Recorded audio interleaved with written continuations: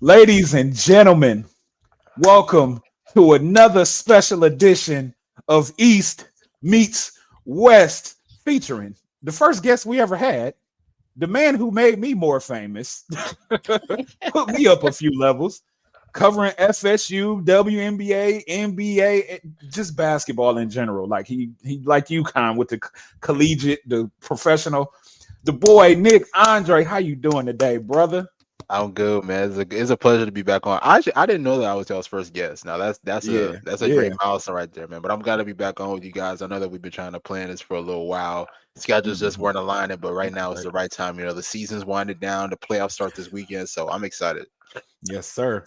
And of course, your co-hosts, your boy MJ Tolliver, Snap would call me Michael Tolliver, whatever. Opinionated MJ. Your boy Conrado Pascual. We here, we in the building, and we coming to y'all today talking about the Atlanta Dream, looking like they could be that team. Go ahead, Con. You jump in because I know you want to get straight to the specifics of the staff. So No, let's like go. I was actually like I had to like kind of check myself. I was like, wait a minute, right? Like Nick is still our go-to guy when it comes Yeah, to all things Atlanta we Dream. wanted him But first like when we started the guest I launch. would Like it's like encourage get like Nick. yeah, our audience, if you don't already follow Nick, follow Nick. That's his at right there on Twitter. Mhm. But like, dude, I haven't like until this morning, I hadn't clicked on your link tree in a while. My God, dude, like you have to Yes, scroll. Like there's an actual scroll bar to yes. get through Hey, all your you know what's crazy? Like it's not even updated. Like I probably last updated like probably 9 months ago. So Ooh there's a lot wee. of new stuff too I haven't added. I You know, got dude. you, I'm and like, so I forgot to mention also, ladies and gentlemen, he is 1/4 of the best damn W show. So make sure Yes, y'all look that up sir. too that's and go right. listen. They like family on there, bro. It's like family reunion, and then they just sitting in the corner somewhere in the kitchen somewhere just It's together always a vibe, pod. man. We appreciate everybody for tuning in every week. Yeah, Exactly. Those live streams are fun, yeah, they are. especially when you break out receipts. But maybe Right. that's a topic for another day, For today, we're talking about the Atlanta Dream. And I mean, I don't want to be presumptuous, but I think so at the time of this recording, the Atlanta Dream, they just finished their final game of the season. They Mhm, finished the regular season with a record of 30-14. mhm, Um, tonight's game against Connecticut was relevant. They still have a shot at the number 2 seed. So I mean, if Las Vegas, if they finish their season on a win streak, they'll have the same record. Vegas will get the 2 seed. Atlanta will get the 3 seed. But so I mean, it's still very relevant. It's still very relevant. But mhm, all that is to say, I think everyone would agree that this season has been a resounding success. Uh, Nick, mhm. would you agree? Would you co-sign on that? I would 100% agree. I mean, I think, in my opinion, they've exceeded expectations this season. I mean, who would have thought that the Atlanta Dream would be currently fighting for the number 2 seed? And you got to think like literally 365 days ago, this was a team that was fighting to get into the playoffs. They were fighting for the 8 seed with the Mystics and the Chicago Sky, I believe. Got that 8 seed, and then they got swept by the New York Liberty. So this is a huge turnaround. And this is also just, my statement here saying that, everybody has their opinion. And everything. But I think Karl Smesko has to be coach of the year when you look at the circumstances of where this team was a year ago and where they are now. Like it's pretty much a whole 180 when you look at it, honestly. You look at everybody who has continued to elevate their game. Like Alisha Gray, in my opinion, has been an MVP candidate all season long. Of course, she's not one of the top 2 or top 3 candidates, but she's been playing at a high level all season long, and she's been doing it consistently, even though that she got hurt recently. I think about maybe a week Yeah, ago. Like yeah. she's been available and she's been performing at a high level every single night. You look at Rhyne Howard when she's been a part of the lineup. The thing that makes Rhyne Howard so dangerous is the fact that she's a phenomenal talented scorer, but she can beat you in other ways. She's grown as a terrific playmaker. She's also grown as a defender as well. So her taking her game to another level has also helped as well. But then you look at the supporting cast as well, like Naz Hillmon, in my opinion, could be a candidate for most improved. I think it's between her and Veronica Burton in Golden State. You Mhm, look at other players as well, like Jordin Canada, Bree Jones, who has been terrific in her first season. Same thing with Brittney Griner. So, mhm. like when you look at the circumstances of where Atlanta was a year from now or a year ago to where they are today, and you look at literally almost everybody on this team is having career seasons. Like Yeah. it's been an indication of where Karl Smesko has been utilizing his players to their best advantages, and I think especially with the way that they just closed the season against Connecticut, they got momentum on the side heading into the playoffs. Fully healthy now. Alisha's back, even though she's not 100%, but she's back. Jordin Canada is also back from her injury. So this team should be feeling good about themselves heading into the playoffs. Nice. Did you want to go in further on about Karl? Yeah, actually, I mean, like, it's funny how you say exceeding. Well, not funny. It's appropriate that you say exceeding expectations, because I feel like, I mean, I can't speak on behalf of all WNBA fans or Atlanta Dream fans, but I think at the time when it was announced that Karl Smesko was named the next head coach of the Atlanta Dream, there was some skepticism. I think there's always going to be skepticism when you have. I mean, obviously he's coached for a long time, but he had never been a WNBA head coach. And frankly, I think there was a lot of definitely skepticism. I'm going to phrase it nicely, right? About how well his philosophies could translate to the dub. All right. I mean, at Florida Gulf Coast, I mean, he had an extremely successful career as head coach of Florida Gulf Coast, right? 85% winning percentage, right? His exact record was 611 wins, 112 losses, right? And he was known for like his pace and space, his high octane offenses, never really played with a true center, right? Bombs away. And so people are like, oh my God, like, is this just going to be like one kind of weird, like kind of experiment? Is it just going to be like a kind of a knockoff of some like the lazy NBA offenses? There was a lot of skepticism. Could he really adapt? What would he do? So now that we've seen it, which the irony is that, like, we say high octane in college, the Atlanta Dream actually play at the second slowest pace in the league, right? Only slower than the Golden State Valkyries. However, the offensive efficiency remains, What are your thoughts about Karl Smesko? Like, obviously you said he should absolutely be a serious candidate for coach of the year.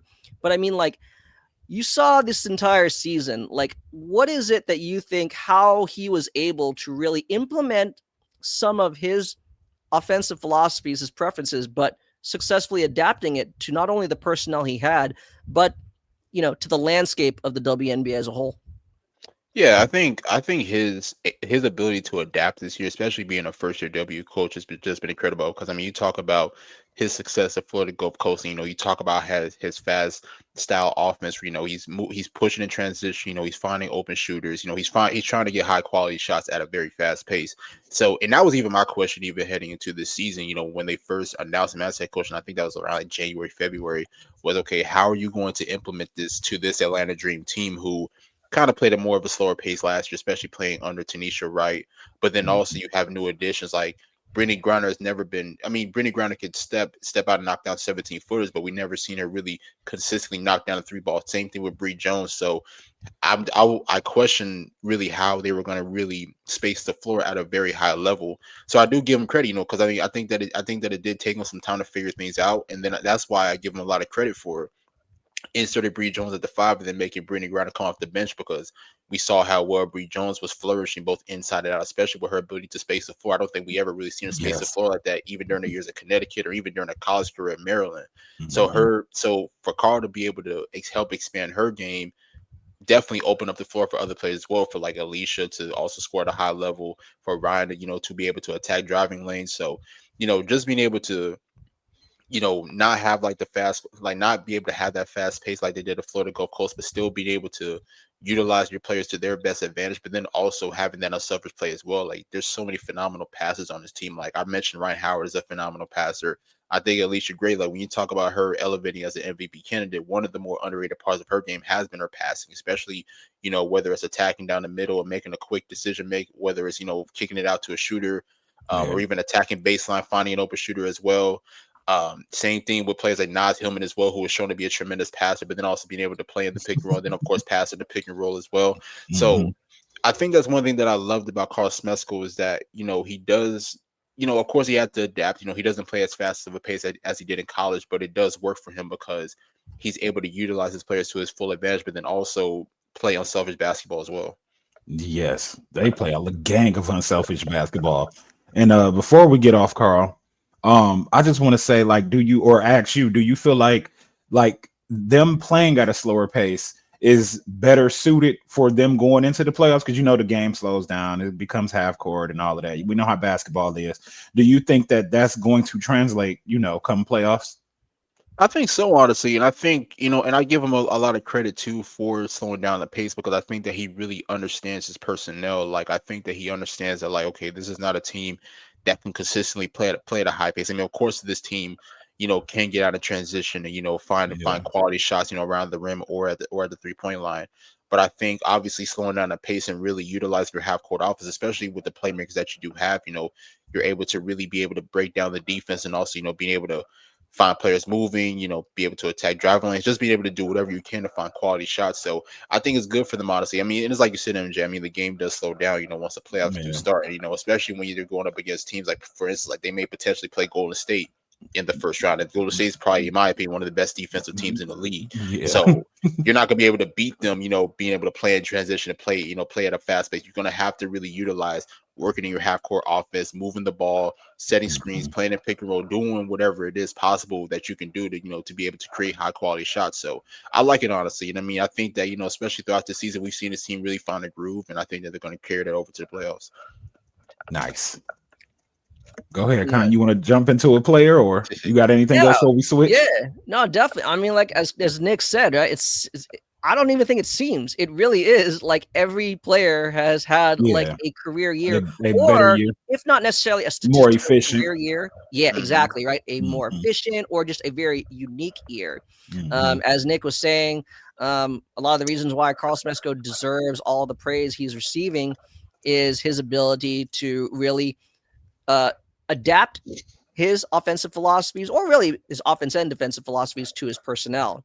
And again, why a lot of fans, I think, were confused. Like, okay, we have like this pace and space coach, and they just went out and signed two of the most elite post players, right? That we've seen in like the last decades, plus, right? Two of whom are probably going to go down as, like some all-time greats, right? I mean, like, for their respective teams. Especially yeah. Well, let's start with as you said, Bree Jones, right? I mean, we knew that she had the ability to, like, hit shooting threes now, like that. But I mean, both actually Bree and BG, like they are actually, I had to look this up because I was like, okay, are the stats confirming what I believe I'm seeing, right? On a per possession basis, both of them are averaging the least amount of post touches in their career. Right. Now they're still getting touches, but they're not actually getting them in the post. Right. And I think that's why a lot of people are like, well, wait a minute, what's going to go on? As we've seen, Smesko's had them, like, from day one, right, involved in a lot of like horns, a lot of staggered screen options, right, using them, right, as like the flex screeners, right, as opposed to like a wing, and it's worked. It's worked. Yeah. I'm glad that Bree Jones was eventually recognized as an all-star this year. But can you speak on, like, what have you really seen? Obviously, we know, like, we're seeing it, but how do you think, like, again, because we've seen her so much, like with Connecticut, how do you think, like, she was able to really just successfully almost, like, not quite reinvent herself, but add a layer, like, as you said, that we hadn't really previously seen?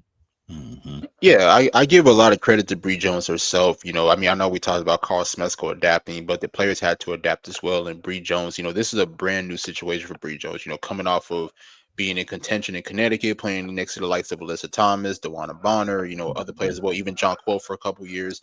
So now you're in this new situation to where, it is more offensive oriented because, let's be real, I mean, Karl is more of an offensive oriented coach.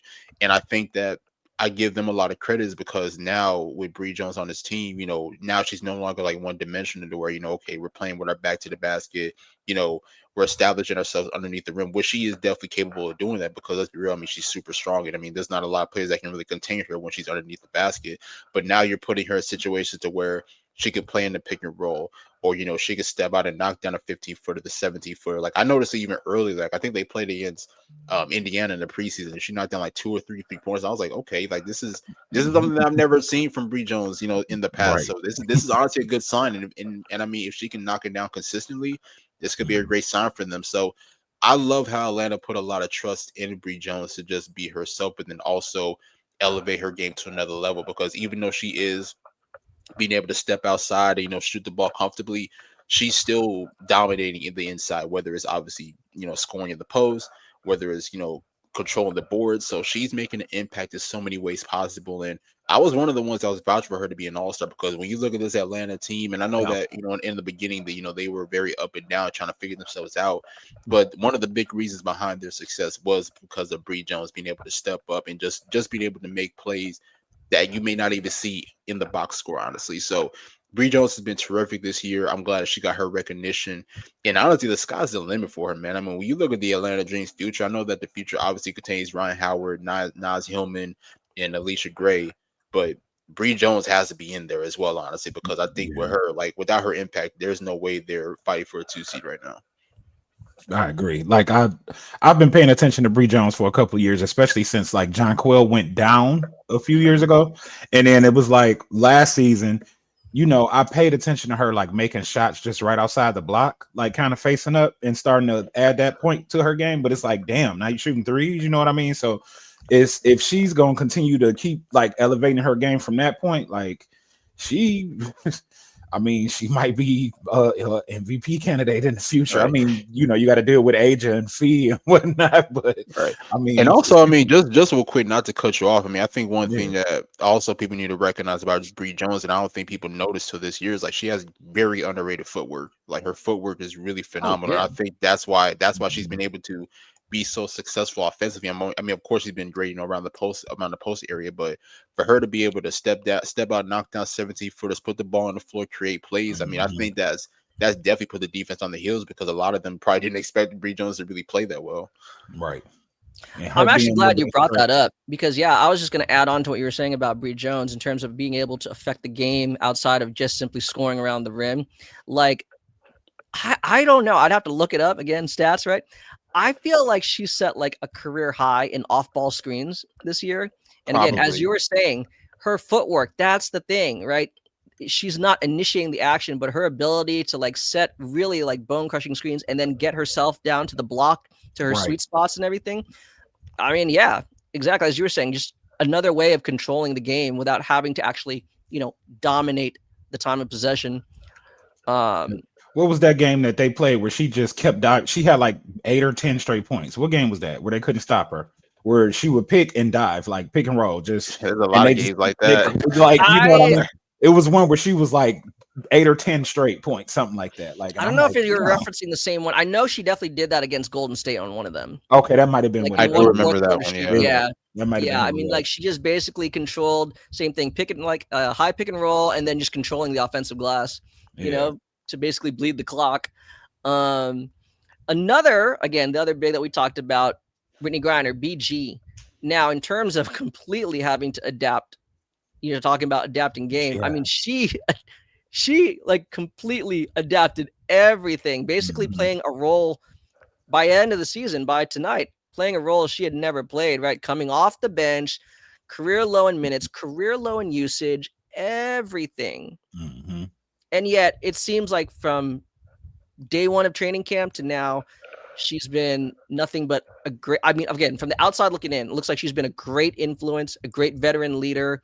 Like she is really, pushing forward, this team's ethos and everything like that. I mean, from what you've seen, maybe from what you've heard, can you speak on BG is kind of like really just transforming her role and being so open-minded, especially this much, at this stage in her career, as sometimes I say, right, you can't teach an old dog new tricks, and yet here she is kind of like just doing something we'd never seen. Right. Yeah, I give a lot of credit to BG too, because this is an entirely new situation compared to what she was through the majority of her career being at Phoenix. I mean, you talk about early in her career winning a title, being one of the more dominant post players in this game, honestly, freakish athleticism, just being able to do a lot of things at a high level. And now, of course, she's kind of in the later years of her career. And I think she understood what she was getting herself into when she decided to join Atlanta in free agency. I mean, obviously, they're building something there. Ryan Howard, Alisha Gray, Naz Hillmon, Nia Coffey, the rest of the players here. So she already knew what she was getting herself into exactly. Now, look, she did start to begin the year, and I'll be honest. I mean, she was really great. Starting out the season, being that starting center for them. I think that she was really great at establishing her presence in the post. She was occasionally stepping out, knocking down 3-point shots, being able to space the floor. But then obviously, she ended up getting hurt, and I think that's what made the change there as far as, okay, we're going to put Bree Jones in at the 5, and I think Bree Jones was just flourishing so well being at the 5 position, being able to just show her versatility.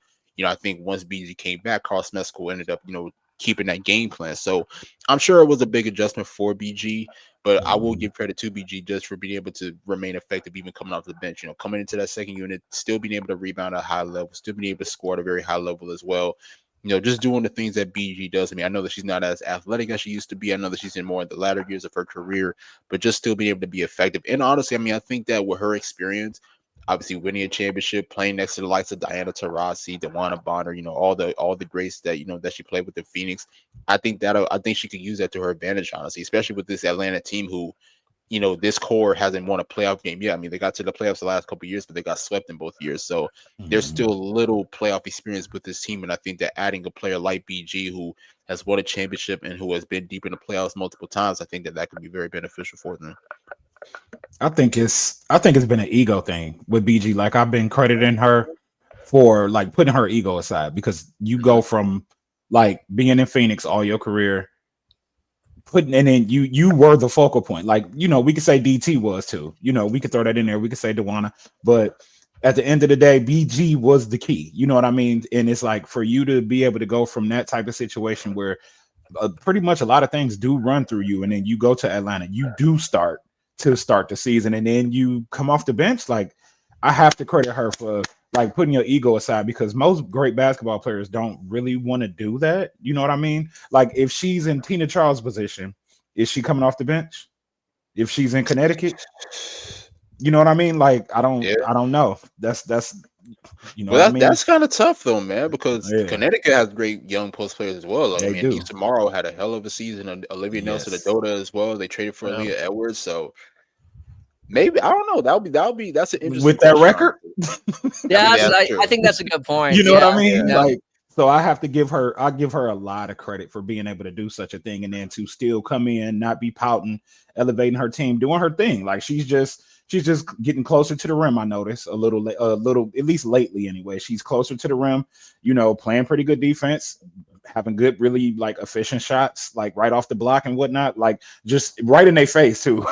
So I just love what I've seen from BG. Honestly, I mean, just thinking about it, this could be a plan that was like properly executed by Karl Smesko, really understanding like, hey, I want to make sure that BG is at her best heading into playing time. So, how can we make sure that she's available and when healthy by the time playoff time arrives? I mean, it's like we said. I mean, she got hurt, she missed a couple of weeks, and then when she came back, obviously she lost that starting position and then ended up coming off the bench. So maybe that was a plan that they had all along. I'm not 100% sure, but hey, I mean, it could benefit them, heading to the postseason. Right. I mean, I think it makes sense though, right? Again, let's maximize what they do best, right? If you separate Bree and BG, then that means, right, you surround each of them with like 4 shooters at any given time, right? Stretch the floor, open the paint for them. I mean, hey, it could work, and we'll see. I mean, going in, they seem to have a good rhythm. Speaking of players who have a good rhythm, one of my favorite players, Rhyne Howard, right? Who, I don't know, it depends who you ask. Some people love her, and I don't think anyone hates her, but it's like either you think she's really great, or you think like, it's like, why does she play that way? Right. It's kind of funny. At the beginning of the season, I remember I got a lot of comments. People asked me like, Conrad, you see that Rhyne Howard? She attempted like 10 threes, right? This is an aberration. Yeah, okay. 44 games later, she averaged 9.7 3-point attempts per game. Right? So, all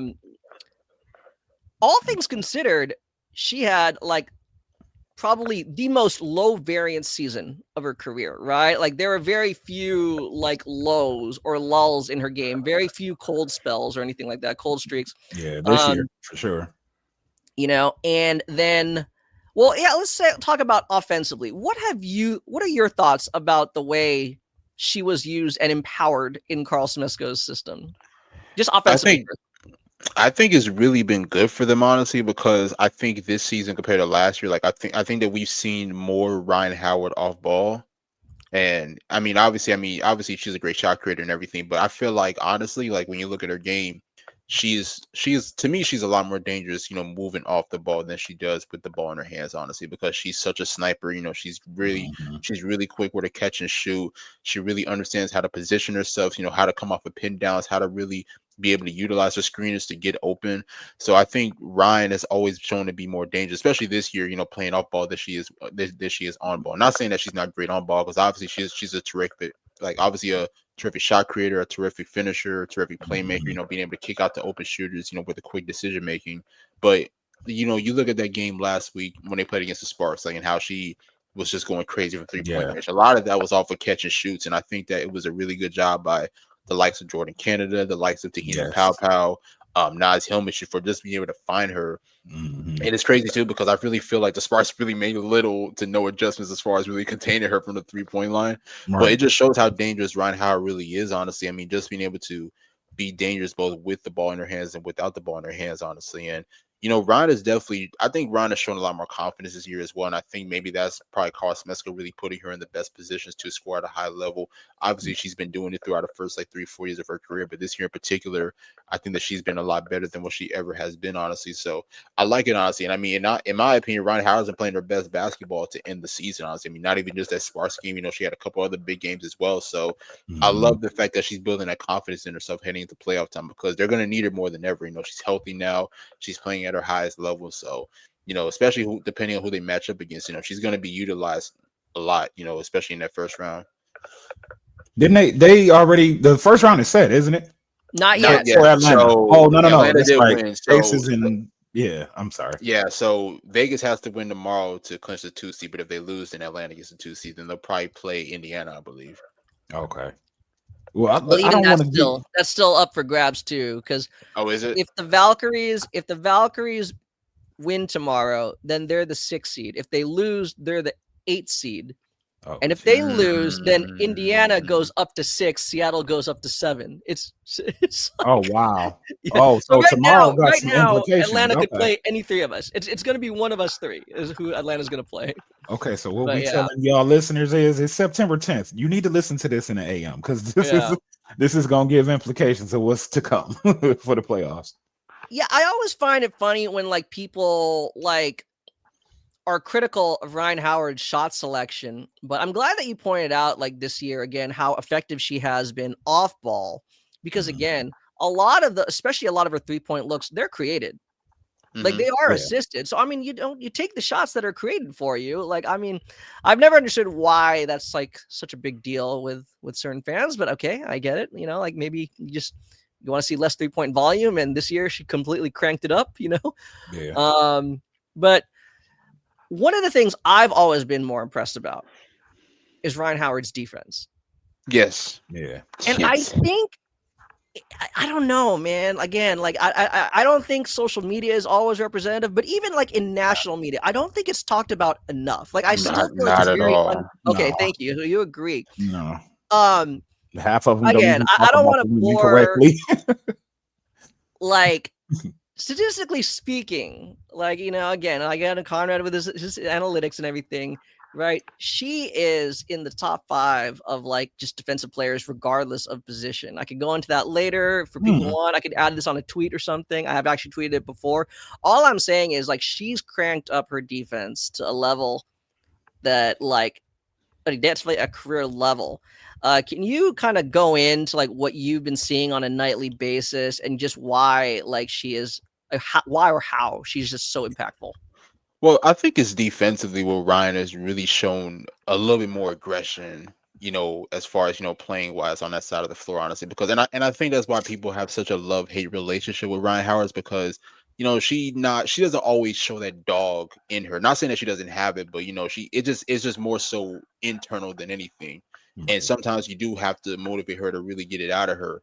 But Rhyne Howard is a phenomenal defender, honestly. I think the one thing that still stands out to me is, how she's able to be able to guard like elite ball or elite ball handlers, being able to be able to have active hands, getting the passing lanes, being able to strip the basketball, like really utilizing her size and physicality to be able to really disrupt point guards, to be able to disrupt wing defenders, honestly. And I think that, and honestly, I mean, I saw a little bit of it last year, as far as her challenging herself defensively, but I think this year she's definitely taken it to a whole nother level, honestly. And I'm glad that she's shown it too. And I'm glad that she's taking a lot of pride on that end, because she's been terrific, on the defensive side. And I think that that's probably been one of the more bigger highlights, honestly, to me in her season, has been her defense, honestly.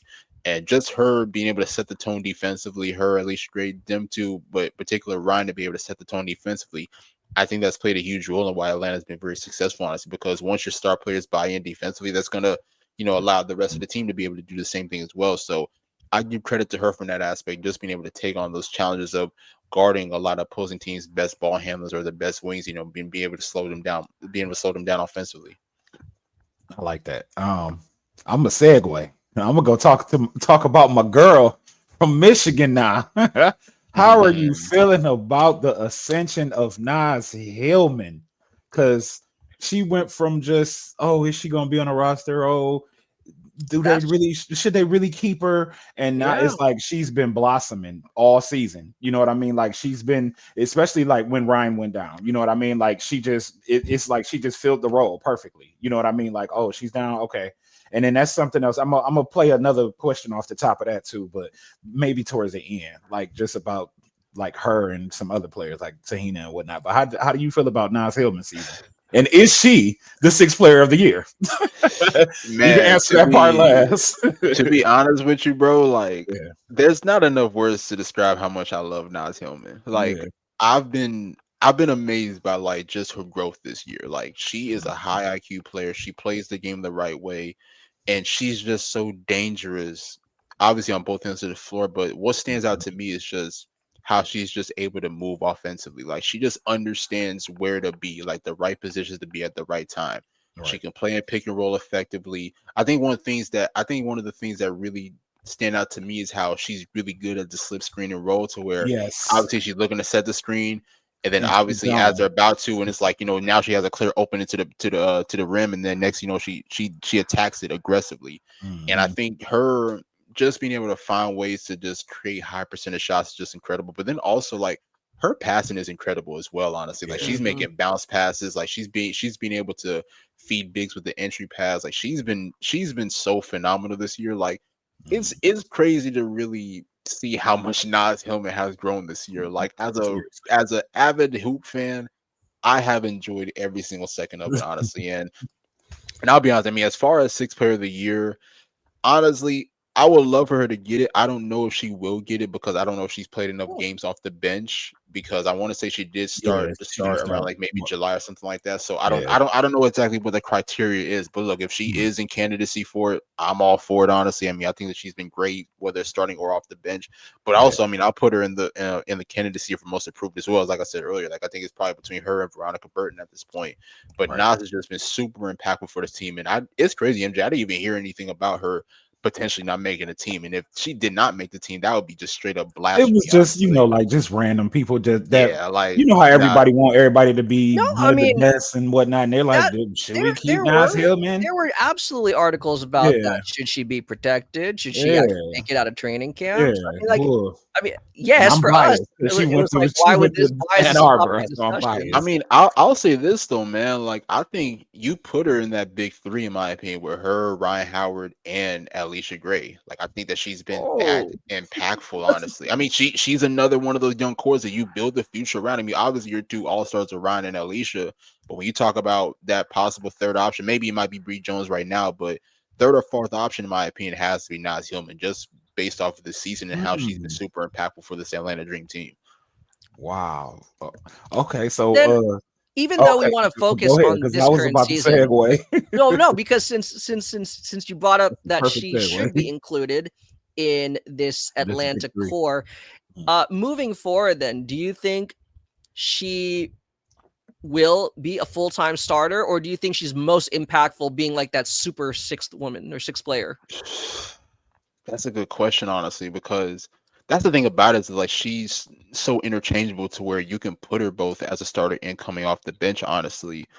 I would love her more as a starter, but also if Karl decides maybe at the start of next season, hey, he wants a starter coming off the bench, I'll be good with that as well. Because the thing about her is that she can play with any lineup, and I think that that's what Yeah. makes her so great. Honestly, she can play with the first lineup with Rhyne Howard, Alisha Gray, Bree Jones, and the others. But then you can also put her in the second lineup next to players like Te-Hina Paopao, next to Nia Coffey, Yeah. next to obviously Brittney Griner or whoever else is coming off the bench, Maya Maya Caldwell. Caldwell. Yeah, 'cause So she been exploding too. yeah, she has. So I think that's what makes Naz so great is that she can be able to play in any lineup, and I think that also gives Atlanta and Karl Smesko an advantage. Honestly, and on top of that, I mean, of course, you'll see her at closing lineups as well. So to me, honestly, I might like her more off the bench. Honestly, I mean, I'm not mad at her being a starter, but I think with her being off the bench, I think that it really shows her true value being able to play with multiple lineups on the floor. Mm-hmm. Probably stabilizes the second unit too a little bit. Mm-hmm. Because if you put her next to Alisha, if she keeps on going the way that she's going, her trajectory, she's going to kind of end up kind of like Alisha. You know what I mean? Because Alisha was doing a lot of that kind of stuff that she's doing right now. She was doing it in Dallas, especially the passing part. Because I was talking about Alisha in Dallas, back to the basket, facilitating. You know what I mean? Like when I want to say Satu was down, of course, at the time because she was playing overseas, and I think Arike might have went down at that time, and it was like Alicia's team. You know what I mean? And I think Naz Hillmon is capable of doing that. Like if knock on wood, knock on wood. But I if, mean, I mean, honestly, I mean, she's shown it as well. I mean, she's shown a step up in big moments. Like you can look at one of their games when they played in Dallas. She hit the game-winning 3-pointers for them to win that game. So she's shown to make big plays down the stretch, honestly. And I mean, I'm gonna say this too. I mean, this is probably gonna be a bold take by me, but she could possibly be an all-star in the next maybe year or two. Like I think that she is that good, honestly. And if her numbers continue to go up, because I know that people are probably going to, critique the numbers. Cause I think she's averaging around like 8-9 points. But like when you look at it outside of the box score, like on the floor, that was saying like the stats don't necessarily define how valuable she really is to this team, honestly. But I mean, if she continues to keep going at this pace and playing at a high level and then elevate her game, let's see all-star. Nice. I like that. Okay, well, let me flip that and turn it into, because you said she could potentially be the third cog. So what do you feel about Jordin Canada? Because I like Jordin. I like Jordin a lot. I feel like she unlocks a lot of things. Like I feel like she's the reason. I feel like there's a butt coming. No doubt. There's a butt coming. No doubt. So what? No, I mean, no doubt. I mean, Jordan is one of the huge veterans on this team. I mean, you talk about her experience, being a former champion with Seattle, and then of course, her being. I mean, people forget she was in candidacy for most improved a couple years ago. It was between her and Satu Sabali. So she's been phenomenal for this team. I mean, I know that she's had her issues, staying healthy. She's been in and out of the lineup throughout her time in Atlanta, but when she is on the floor, I mean, she's shown her value, obviously, as their best, on-ball defender, but then also, being able to be a terrific shot maker and playmaker. But it's just something about Naz Hillmon to me, man. And it's like Naz is going to be one of those ones that you really lean on moving forward in the next possibly 3 to 5 years, honestly. I mean, they're all still young, honestly. Like, Griner is around, like, I think 25. Naz Hillmon is around, like, 24, 25 as well. So this is still a very young team that you can build around for the next maybe 5-6 years in the future. So I think when it comes to that, like, core group, honestly, as far as who you build with now, and then, of course, in the next in of course, in the next future, Naz Hillmon has to be in that conversation to me. I like that. Okay. Yeah, no, definitely. I think at least I don't know. We'll see. We'll see what happens. Like, I mean, I'm not suggesting or like pushing for like Jordin Canada to move on, in free agency, but like if she is Jordin Canada, that is, if she's with the team next season, then that's why I would like. Me personally, I would like Naz to continue coming off the bench because, as you said, Nick, she's so versatile. She has the opportunity for like a higher usage when she's coming off the bench, and that's when you see like just how impactful she can be, as you said, like MJ, right? It's like it's that stabilizer. Yet you could actually run stuff through her. All right, so that's pretty cool. It's pretty cool. But I said that about Tobias Harris, and all them New York fans got at me. I had a flashback. Go ahead, man. Yeah. But again, in keeping with the theme of everybody's having like a career year or a very special year, Alisha Gray. Oh, Alisha Gray. And like, I think, yeah, let's take some time here with the segment. Like, even despite the late season injury, right? That kind of, quote unquote, slowed her down a little bit. She was still very good to close out the season. Early in the season, got multiple players of the month and everything, player of the week awards and everything, or honors. Was in the early discussions even for being an MVP candidate. Who knows? She may still get some votes.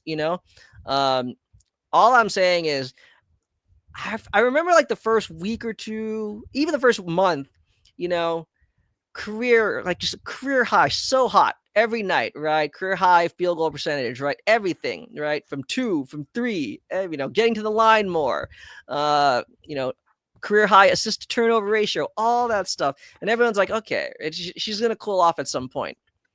She never did. She really never did. Nope, never not did. at all. she turned it up. Multiple things could be true, right? Like multiple things could be true at the same time. Was it Karl Smesko's system that put her in a position to flourish like that? Perhaps. Was this just a year where I believe she's like 30? So she's like kind of entered her prime, like both physically and skill wise. Maybe that's true too. But like, how? Just speak on her year and like how it just seems like everything came together, like everything. Yeah, like Defensively multifaceted, too. right? Just multifaceted. Yeah, so one way that I'll describe this whole situation with Alisha Gray is that it's been a long time coming, and I think that this year in particular, her taking her game to another level, like I think it's allowed people to open their eyes and see how versatile, how great of a player that she really is. Because especially with me, I've been covering Atlanta for now 3 seasons now, and I've been seeing like the growth of Alisha Gray. Obviously dating back to her days in Connecticut, obviously not Connecticut, Dallas. Just being able to see how much she grown as a player, especially coming off the bench with that team. But now in the situation here in Atlanta, especially last year, I will say, like, I saw it early on, just how she was improving as a defender, being able to get into the passing lanes, create turnovers, but then also continuing to just take on that leadership role as far as, taking matters into her own hands, as far as, being able to create opportunities for herself and for others. And I think this year, I want to say it was probably the second week of the season, they were facing the Sparks.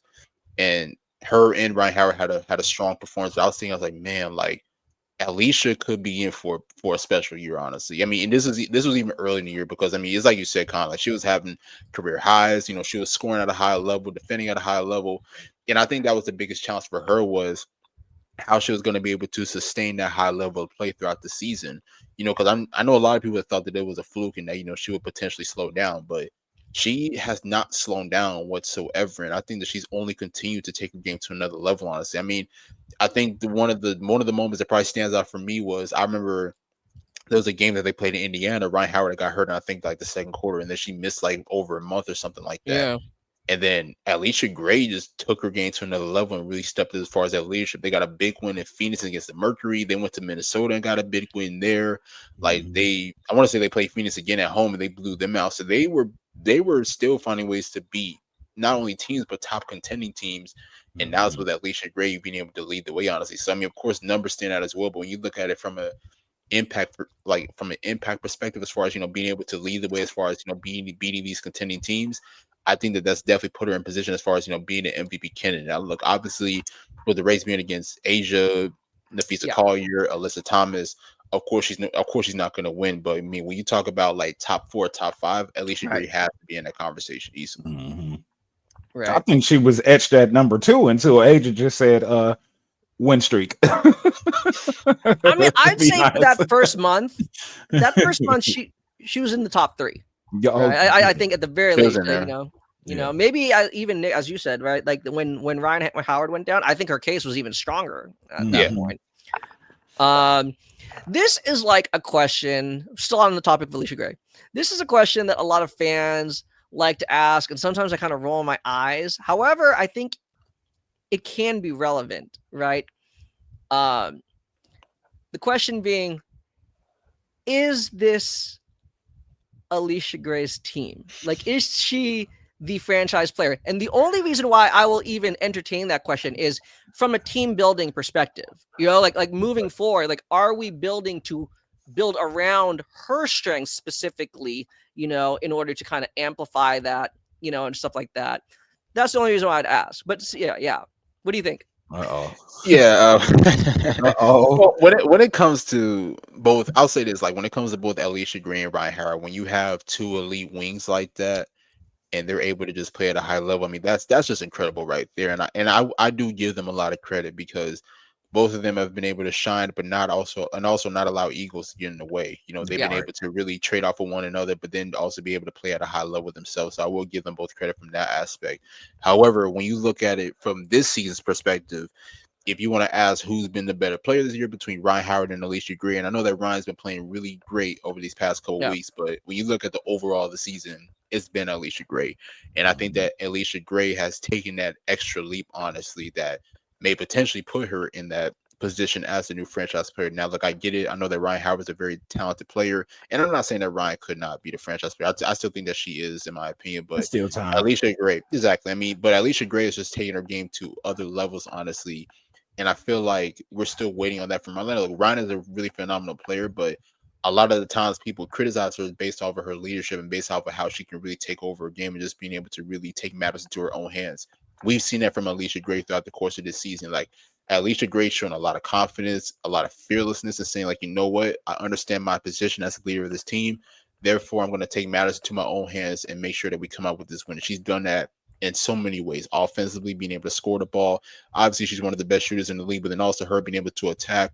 Also, with her being able to understand the value of her teammates, being able to allow a player like Bree Jones to get going, Naz Hillmon and other players to get going as well. But then also defensively as well, being able to play passing lanes really well, being able to create turnovers and then also set the tone on that end as well. So when you look at it from that perspective, as far as this season, like for people to say that Alisha Gray has been the best player as far as this season, I can agree with that, honestly. But as far as who's the franchise player, it's kind of iffy for me right now, man, because I don't know, man. I just can't count Rhyne Howard out. I just can't do that as of yet, man. Rhyne Howard is still playing at a very high level. I know that Alisha's definitely been the better player this year, but right, like Ryan is still one of those players that you still have to build around, in my opinion. it's like they could interchange next season. You know what I mean? Where Alisha doesn't necessarily show up the way she did this season, just like a very super small regression. But then Ryan takes a leap next year. You know what I mean? Like, exactly. So it is But that's kind the of thing still up too, in the man. Because air. like if both of them take the leap together, Oh Yeah, my that's the god! thing. And Like, I become mean, a I ask dynamic it only duo. because fans ask that question. But Right. frankly, like, I don't think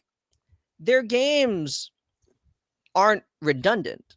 You know what I'm saying? And Right. and they do complement each other. Like, I rarely see like a my turn, your turn kind of situation. Right. I think they actually have a balanced, like a 1-2 attack, when they're healthy and running.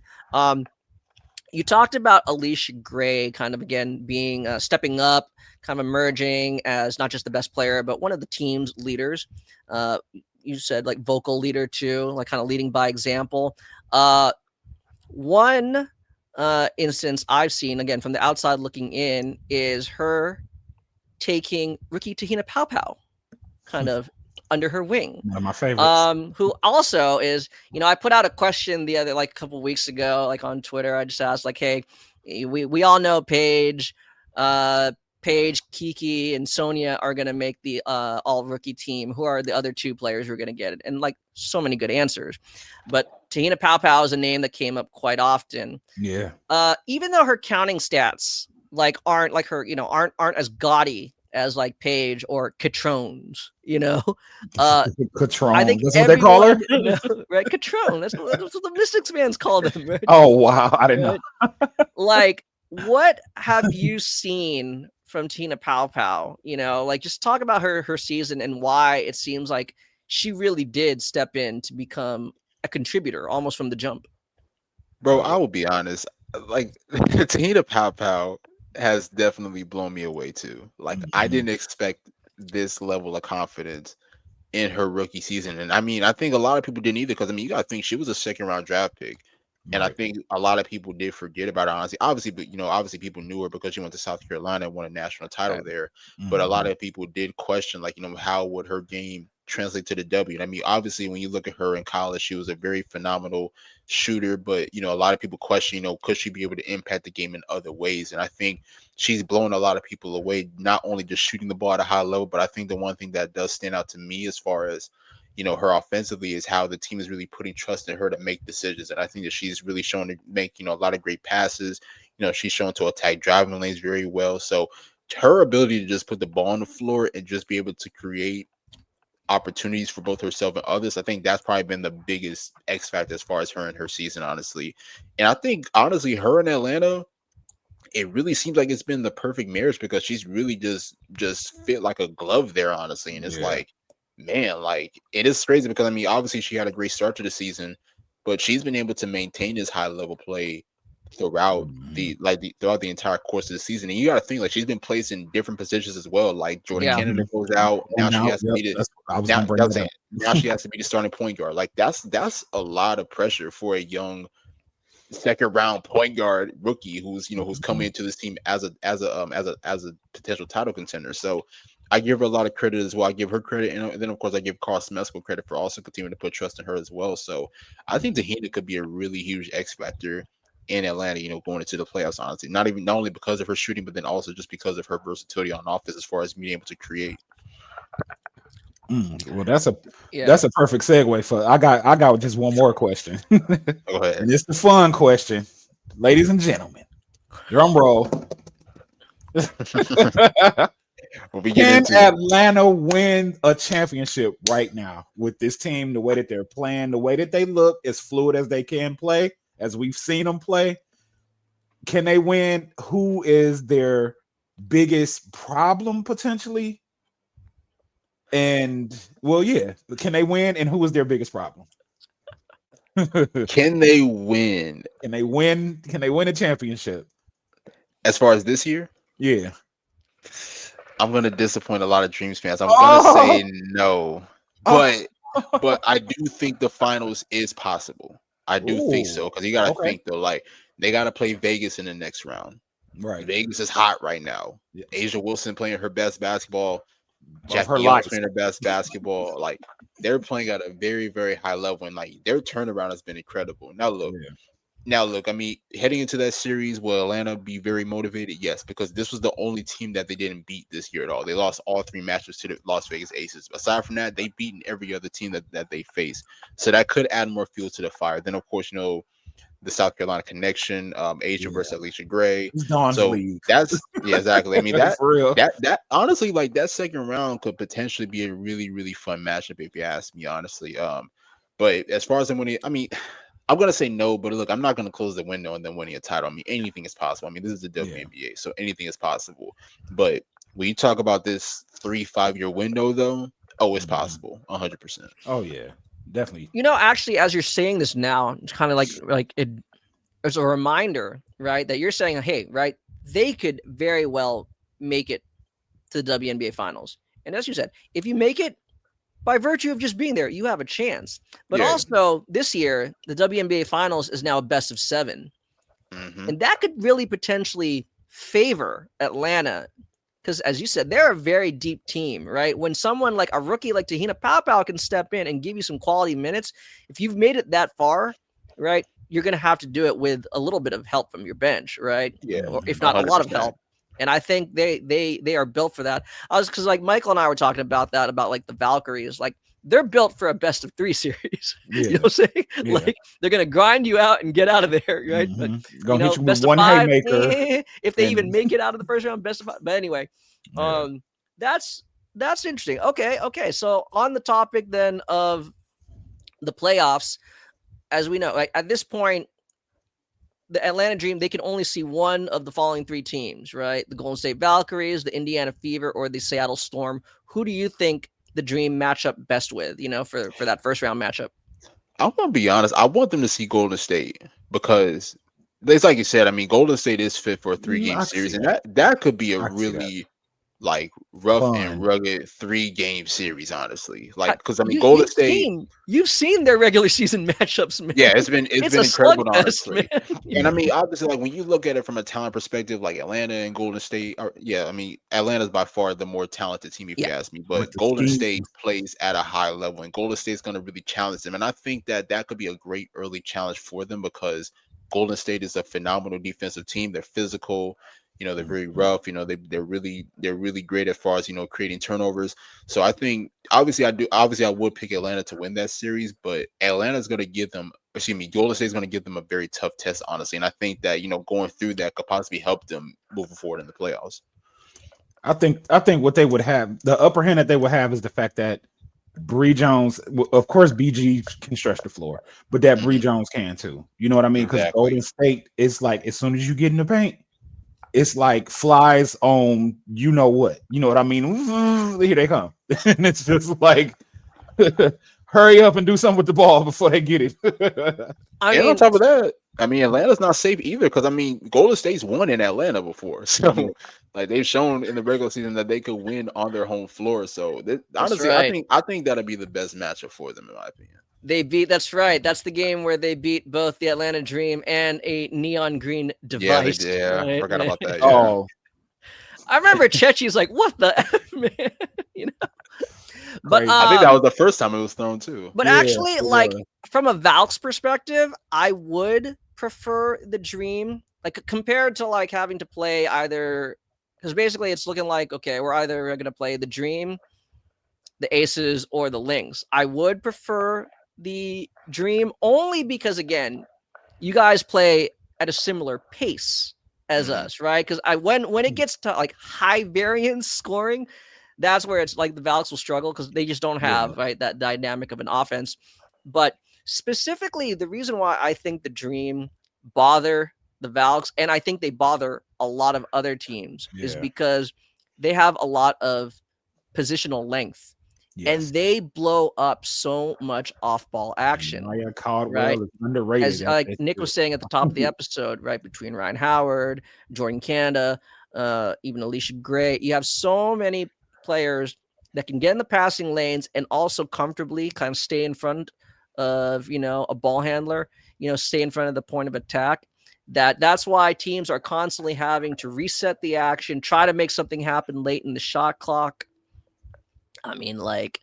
That's why I think they could. I don't think Atlanta's defense is talked about enough. Not nearly not at all enough, which is kind of weird, given that they're like, damn near all the players we're talking about can play. They are literally first in the league in defensive rating. Yeah, exactly. Like they all can play defense. It makes no sense. The numbers don't lie, like you said, Con. Like the number one in defensive rating. I don't know. I guess maybe because like it's probably because like they're just so talented offensively. It's like you kind of overlook the defense.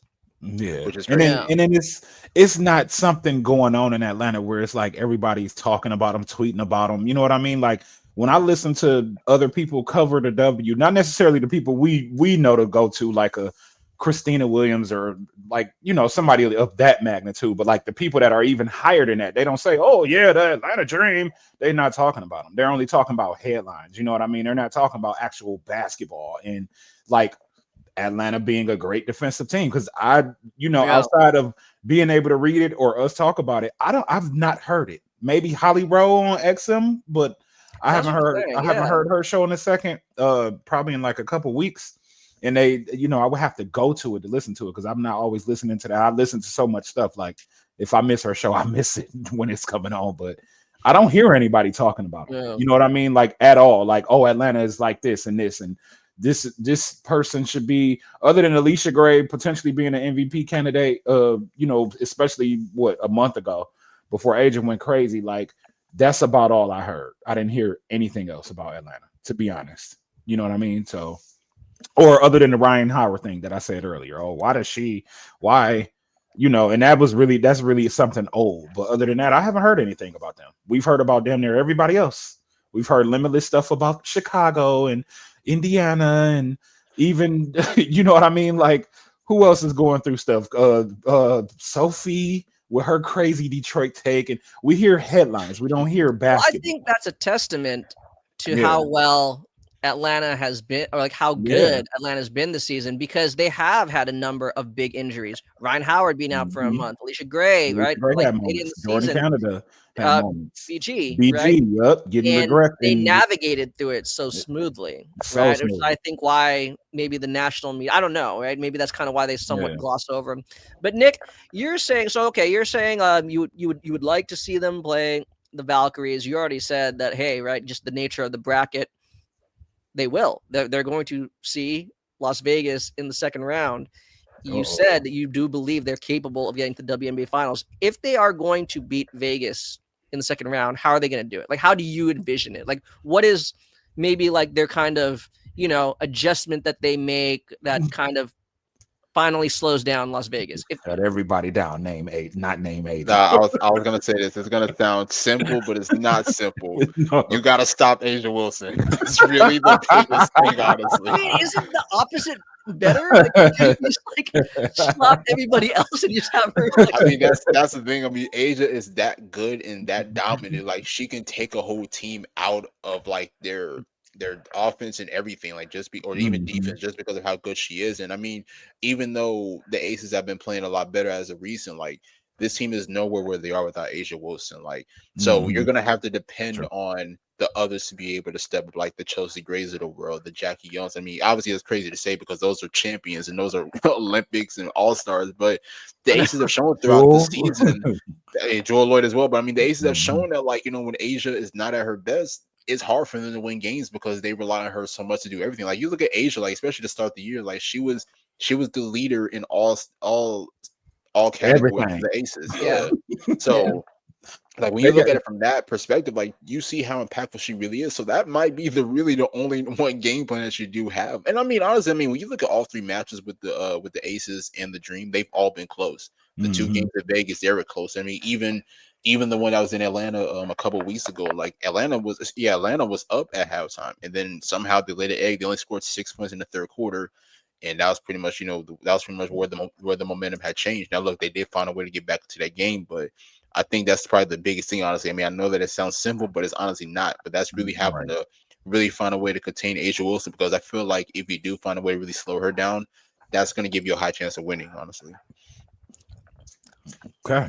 I like it. What? Just real quick though, because I mean, like as you said, easier said than done. Like, what do you think they could do? I mean, I'm sure they're gonna have to try everything, but like what? Zone, a moving zone, shell, front the post, or all of the above? Like what you should, because they actually do have two great post defenders. They do. But the thing about it is that Asia has shown that she can score in literally every defensive coverage, which is crazy. She's shown to score against single coverage.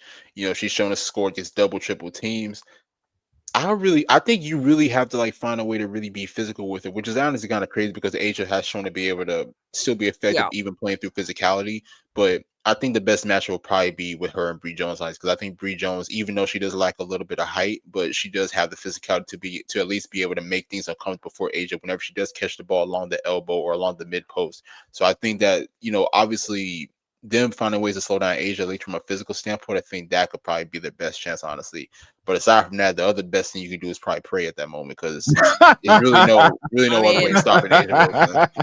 It's like, sometimes, we're all guilty of recency bias. When you have a player like Asia Wilson who's on a hot streak like she is right now, it's like you just believe that's what's going to happen, the next time out. But right now, yeah, I truly believe that's what's going to happen the next time out. Man, I mean, it's Asia, bro. Like, yeah, this might be the best we've seen her. As all the books are telling us, all the betting books are telling us, right? She is deservedly the heavy favorite, right, to repeat as MVP. Heavy out of nowhere, like. Yeah, look, I mean, shout out to the other candidates as well, because I'll be real. I mean, my initial pick was Nafisa Collier, but obviously that's changed over the past like maybe month or so. I do have Asia Wilson winning MVP, but I think that we also have to acknowledge how great everybody else has been. Like Nafisa Collier has had a really great career season even before her injury about a month ago. Alyssa Thomas is literally making history with the triple doubles, just being able to impact the game, which is crazy because Alyssa Thomas is easily not as talented of a scorer that Asia or Nafisa Collier is, but just her ability to impact the game, just from a being able to get downhill perspective and even as a playmaker perspective, like it's just incredible to watch, honestly. But I mean, like I said, Asia's my favorite to win MVP, but you have to also acknowledge how great everybody else has been too, because everybody's been having phenomenal years. Yes, sir. Yes, sir. Any more, Con? No, man, this is good. This is Okay. good. Let the playoffs begin, Yeah. man. So, Nick, I'm let ready. everybody know where they can catch you and where they can see your work as well, sir. Man, first and foremost, man, it's always a pleasure to be on with you guys, man. You guys talk basketball at a very high level. Whenever you guys want to hit me up, talk some playoffs, man, I'm definitely here, man. I know that it took us a while to make this episode happen, but trust me, like moving forward, we're gonna make them happen immediately. We'll ride the man. momentum now. That's why we had to Exactly, exchange ride the numbers. Like, look, momentum. bro, forget Twitter DMs because this notification system ain't working. Exactly. Yeah, And that was you- really you the my issue. bro, Like, man. I don't get DMs. People get mad, like, yo, you didn't respond. I'm like, bro, I promise you, I did not see it. Like, I'm not purposely ignoring people. It's just sometimes I just don't see it. But And that's the same with my Twitter. I don't know why it does that. right. But nah, I mean, as far as me, you guys can follow me on X at Nick Andre ATR. You guys can check out the show, The Best Damn W Show. Shout out to my co-host, Jay Lowe and Wiley. Wiley. Yes, sir. Catch How us did we every say what up? Tuesday. Yeah, no doubt. I'm definitely gonna let them know. Check us out every Tuesday at 9:30 Eastern. I do a bunch of writing and stuff. You guys can check out everything on my link tree. Pretty much just like follow me on social media. Let them know. Yeah, I did. Yeah, I just did the series called Shock in the World. This covering the Detroit Shock and the championship seasons. Make sure to check that out. That's on my Patreon. Really dope series, honestly. But nah, just follow me on social media. You'll be able to see all the content. Facts. NBA historian, WNBA historian, basketball lover, basketball mind. I mean, for real, the FSU stuff, the college stuff, the college is right around the corner too, y'all man. love. If you love basketball, follow Nick. How about that Seminole football, huh? Look at that. 2-0, baby. We here. It's already looking better than what it was last year, man. Yeah, thanks for coming on, bro. We appreciate you, and we are gonna get you back on soon. Nah, no doubt. Yeah, playoffs Sunday, so That's right. Be ready.